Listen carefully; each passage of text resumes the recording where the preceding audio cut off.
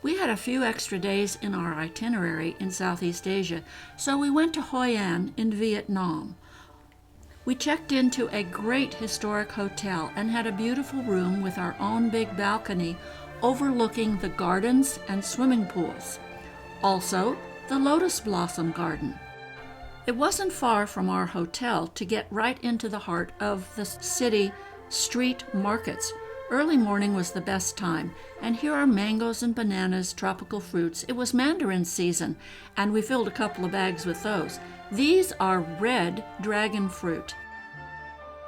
Street food is very popular in Vietnam. How about a banana pancake with some ice cream to go with it? The flower stall were doing brisk business in the morning, as was the knife sharpener. I think the guy who was going to buy his chicken for the day was having his knife sharpened. Hoi An is a UNESCO World Heritage Site, so there are plenty of beautiful old homes, Chinese homes. This is the Japanese-Vietnamese bridge.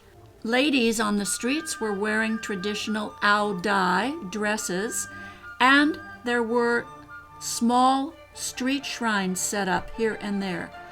Plenty of shops sold souvenirs like these lacquerware or funny kind of figures from palm trees. Hoi An used to be a major port on the seacoast, but the river silted in and now is really only good for small fishing boats and a lot of tourist boats. The river is still a mecca for tourists and lots of restaurants are there. The food was really good. This is kind of what Vietnam is still all about. I signed up for a cooking class at the hotel, and the chef taught us how to make some very nice Vietnamese dishes, like some good noodles, little pancakes, little hors d'oeuvres with shrimp. And how's this for a really neat, slick way to roll your spring rolls? But one of the best things about the cooking class was going to the market with the chef. He showed me what to do with all those funny green things that I saw in the market. Hey, here's the noodle maker, striking out piles and piles of noodles, some of which were dried out on the sea wall. Lots of them were available in the market, and in the little cafes, you could have your noodle soup or pho, which is the national dish of Vietnam. Meat market next to the fish market. Fresh fish for sale, filleted right on the spot. I don't know what was going on here, whether this was a religious release or just they didn't want those fish in. Happy people and happy times. It was Chinese New Year. Everything was aglow with lights and happiness. The streets at night were still full of tourists and Vietnamese alike. The night markets were doing a roaring business. Some of the people still dressed in their ao dais. This group was taking pictures of a bride and groom with a lovely lantern background.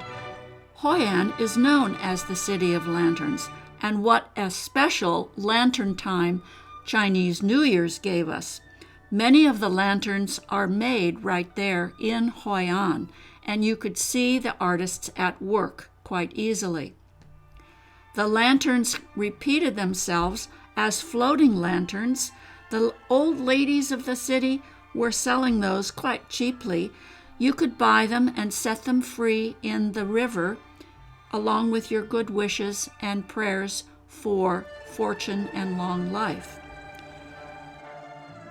Tourist boats were all decked out in lanterns, of course, and they were taking trips out the river to the mouth in order to see the first full moon of the Chinese New Year's rise above the bridge.